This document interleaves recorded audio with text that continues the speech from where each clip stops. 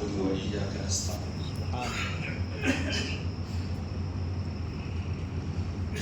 قرآن کریم میں یہ رب نے سکھایا کہ بندوں کو یوں کہنا چاہیے کہ اے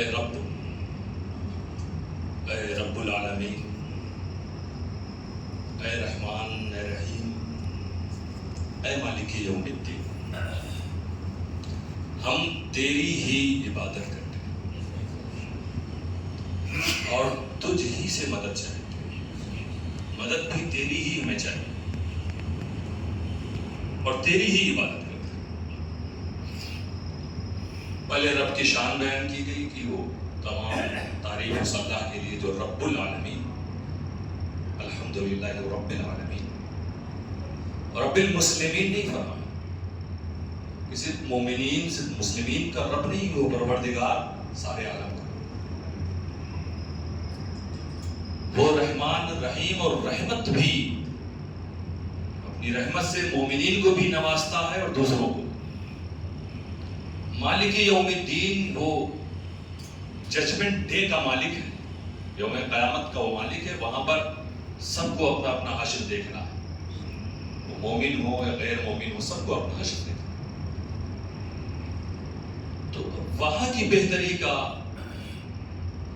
ایک ہی طریقہ ہے کہ ایاک نعبد، اے اللہ ہم تیری ہی عبادت کرتے ہیں۔ اب کہنے والا جب یہ نماز میں پڑھ رہا ہے تو کتنا سچا ہے وہ یہ کہنے میں کہ ہم تیری ہی عبادت کرتے ہیں، کیونکہ صرف اس کی عبادت کرنے کا مطلب یہ نہیں کہ مسجد میں آ کر آپ نے جمعہ پڑھا، نماز پڑھ لی، صرف اسی کا نام عبادت نہیں۔ اللہ نے فرمایا میں نے جن اور انسان کو صرف اپنی عبادت کے لیے پیدا کیا۔ بندہ یوں کہے کہ اے اللہ ہم تیری ہی عبادت کرتے ہیں، اور اللہ نے قرآن میں فرمایا کہ اپنی عبادت ہی کے لیے تم کو پیدا کیا۔ تو جس کام کے لیے پیدا کیے گئے ہو وہی کام کر رہے ہو، کوئی بڑی بات تھوڑی نہ ہوئی۔ تم یہ کہو کہ ہم تیری ہی عبادت کرتے ہیں تو کرنا ہی تمہیں یہی ہے، کیونکہ اللہ نے فرمایا کہ ہم نے اپنی عبادت ہی کے لیے پیدا کیا۔ تو جب صرف اور صرف عبادت تمہارا کام ہے تو یہ صرف مسجد سے متعلق نہیں ہوگا کہ صرف مسجد میں رہو، اسی کا نام عبادت نہیں۔ تم اپنے گھر میں بھی ہو تو وہاں بھی عبادت کرنی، تم اپنی دکان میں ہو وہاں بھی عبادت کرنی، اور اس عبادت کا مطلب یہ ہوتا ہے کہ تم سے کوئی مسٹیک نہ ہو۔ اسی لیے جب کہا کہ تیری ہی عبادت کرتے ہیں تو آگے دعا کی اہدنا الصراط المستقیم، ہمیں صراط مستقیم پر چلا۔ ہم اپنے فیکٹری میں بیٹھ کر بھی صراط مستقیم پر چلتے نظر آئے، ہم اپنی بیوی کے ساتھ ہو، ماں باپ کے ساتھ ہو، رشتہ داروں کے ساتھ ہو، تب بھی صراط مستقیم پر، ہم سفر میں ہو تب بھی صراط مستقیم ہے۔ ایسا نہیں کہ صرف راستے کا مطلب چل رہے ہوں، سفر کر رہے ہوں تبھی نہیں، گھر میں بیٹھے ہوں، دسترخوان پہ ہوں، دوستوں سے بات کر رہے ہوں، بھائیوں سے بات کر رہے ہوں، زمین جائیداد کی بات ہو، امانتوں کی بات ہو، خدمت خلق کی بات ہو، یتیم کا ساتھ ہو، بیواؤں سے متعلق باتیں ہو، ہر چیز میں تمہارا بیہیویئر وہ ہونا چاہیے، تمہارے معاملات وہ ہونے چاہیے کہ اس میں خدا کی عبادت نظر آئے۔ پڑوس میں رہ رہے ہو، وہ تعلق ہونا چاہیے کہ یہ نہ لگے کہ شیطان کے راستے پہ چلے، خدا کی عبادت نظر آئے۔ ایک پڑوسی دوسرے پڑوسی کو ناحق نقصان نہ پہنچائے،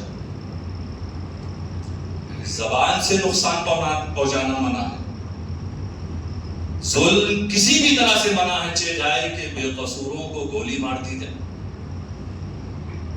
یہ کہیں سے پسندیدہ عمل نہیں ہے۔ بلا امتیاز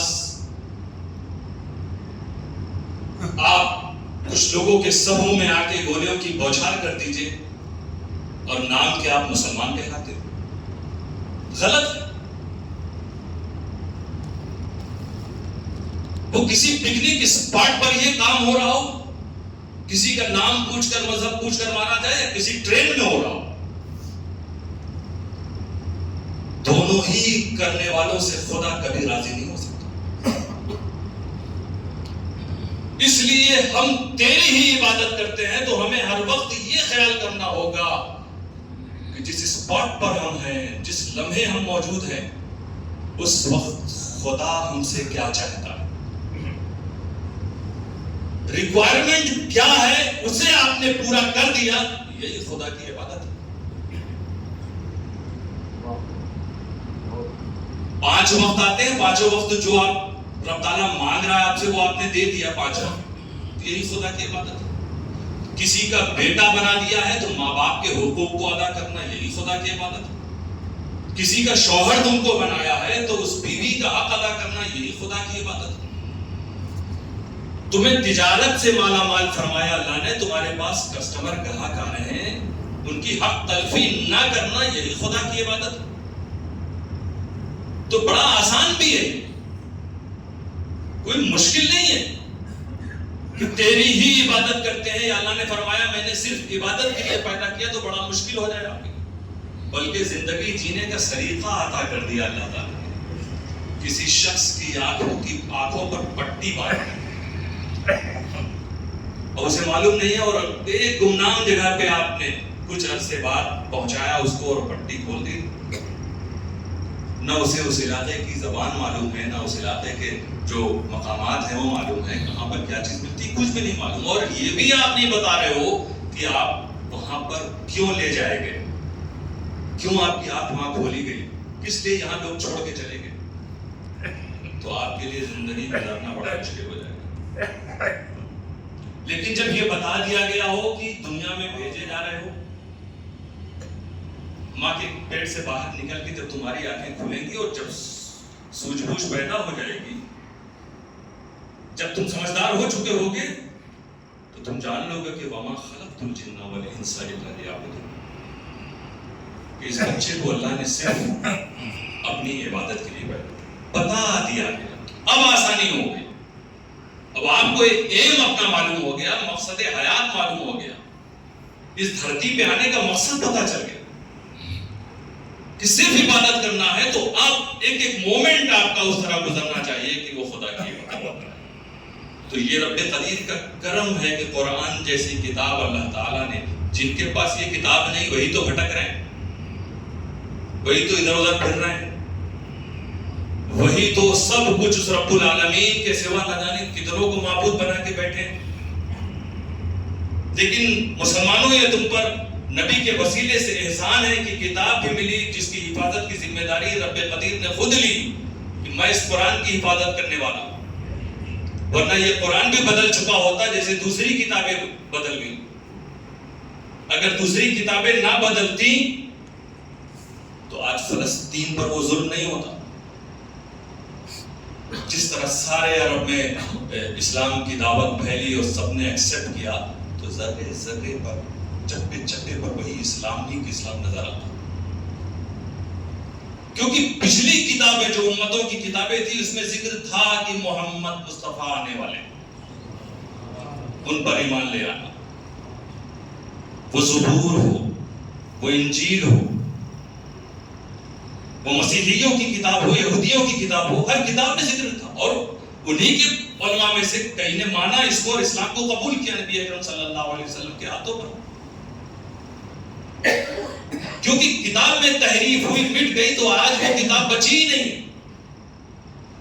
مگر اس کے باوجود آج کوئی کرسچن، کوئی عیسائی، کسی بھی مذہب سے تعلق رکھنے والا قرآن کریم کی جب اسٹڈی کرتا ہے تو آخر میں وہ بول اٹھتا ہے کہ لا الہ الا اللہ محمد رسول اللہ۔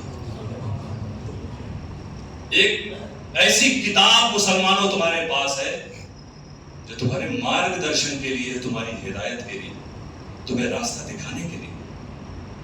اگر اس کتاب میں بھی تبدیلی ہو جاتی، خدا نخواستہ، اسے رب قدیر نے خود ذمہ داری لے لی۔ حدیثوں میں خلط ملط ہوا ہے، اسی لیے کافی ریسرچ کے بعد محدثین نے بتایا کہ یہ حدیث ہے، اس پر عمل کیا جائے گا، یہ حدیث یہ گڑھی ہوئی ہے، بنائی ہوئی ہے، لیکن قرآن کریم کی آیت میں نہیں ہے۔ جبکہ حدیث یا قرآن دونوں ایک ہی مقدس ہستی کی زبان سے جاری ہوا. مصطفیٰ جو بولے اسی کو حدیث کہتے ہیں، اور مصطفیٰ جسے کہہ دے یہ قرآن، اسی کو قرآن کہتے ہیں. مصطفیٰ نے کہہ دیا یہ میرا نہیں، یہ خدا کا کلام، وہ قرآن بن گیا. جسے نبی نے کہا ہے میری حدیث ہے، میری بات ہے، وہ حدیث بن گئی. ایک ہی زبان سے آنے والی چیز جب رب اس کی حفاظت کی ذمہ داری لے لیتے تو اسی زبان سے نکلنے والے جن الفاظ کو مصطفیٰ نے کتاب اللہ کہا، اس میں سے ایک حرف کوئی نہیں مٹا سکا. میرے دوستو، ہم سب مسلمان امت مسلمہ، اور ہم میں اتحاد اور اتفاق ہونا ضروری. ہم عقیدہ لوگ کم سے کم یہی اگر متحد ہو گئے تو بھی ہم بہت سے ظالموں کو ان کے انجام تک پہنچانے کے لیے کافی. کوئی ایسا نہیں ہوگا جو ہمارے مذہب، ہمارے دین کی وجہ سے ہم پر ظلم کر سکے. یہ سوچتا تھا نا یہ جو دنیا کی بہت بڑی طاقت ہو، ہمیں کسی کا ساتھ نہیں چاہیے، یہ اسرائیل کے ڈائلاگ تھے. ہم اکیلے کافی ہیں اجاڑنے کے لیے غزہ اور فلسطین کو. آج اجڑتا ہوا نظر آ رہا ہے جب خدا کی طرف سے آگ کا سامنا اسے کرنا پڑا. کیونکہ اسی قرآن میں وعدہ ہے رب قدیر کا، سیعلم الذین ظلموا ان قریب، بہت جلدی ظالموں کو علم ہوگا، وہ جانیں گے ای منقلب ینقلبون، کس پلٹی وہ پلٹے جاتے ہیں. تو ہم سب کا قرآن پر ایمان اور عقیدہ ہے دوستوں، آنکھوں سے دیکھ رہے ہیں. اگر رب رحم نہیں فرمائے گا تو چند دن میں یہ ملک نیست و نابود بھی ہو سکتا ہے. اور اتنا کافی ہے ان غیرت مند مسلمانوں مومنین کے لیے، ان کے دلوں کی تسلی کے لیے. وہ دیکھ رہے ہیں کہ جب پوری دنیا خاموش ہوئی تو دنیا کو پیدا کرنے والا رب قدیر، اس نے تمہیں نہیں چھوڑا. وہ ہمیشہ مظلومین کے ساتھ ہے، وہ ظالموں کا ساتھ نہیں دیتا، ظالموں کو مہلت دیتا ہے شاید اپنے ظلم سے باز آ جائے. اللہ تعالیٰ ظالموں کو ہدایت دے اور انہیں ان کے کرتوت کی سزا عطا فرمائے. میرے دوستو، ہم سب کی ڈیوٹی ہے خدا کی عبادت. ہم اس میں لگے رہیں جس طرح رسول اکرم صلی اللہ علیہ وسلم سے صحابہ نے جب سیکھا، اور اپنے اپنے ہر پل، ہر مومنٹ، ہر ایکٹیویٹی کو خدا کی عبادت بنا کر اس دنیا سے وہ رخصت ہوئے. جب تک کہ ہمارے اندر یہ جذبہ پیدا نہیں ہوگا کہ کھانے پینے، سونے، جاگنے، ٹہلنے، گھومنے پھرنے، اٹھنے بیٹھنے، تجارت، شادی بیاہ، ساری چیزوں کو جب تک کہ ہم خدا کی عبادت نہیں بنائیں گے، ہمارا سر بلند نہیں ہوگا. یہ سر بہت قیمتی ہے جو خدا رب العالمین کے آگے جھکتا، اسے کوئی اور نہیں جھکا سکتا.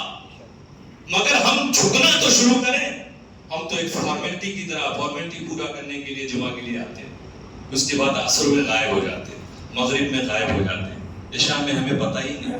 ہم ہر کام کر رہے ہیں، صرف خدا کی عبادت نہیں کر رہے. بندو، جس دن تم خدا کی عبادت کرو گے، تم کہو گے ایاک نعبد، ہم تیری ہی عبادت کرتے ہیں، اور پھر کہو گے ایاک نستعین، تجھ سے ہی مدد چاہتے ہیں. یاد رکھو اس نے 313 پر آسمان سے مدد نازل فرما دی تھی. تم تو کروڑوں میں ہو. اگر یہ کروڑوں لوگ عبادتوں میں لگ گئے تو اللہ تعالیٰ سارے ظالموں کو نیست و نابود کرے گا، اور تمہارے لیے وہاں سے مدد بھیجے گا جہاں سے تم سوچ نہیں سکتے. وآخر دعوانا الحمدللہ رب العالمین.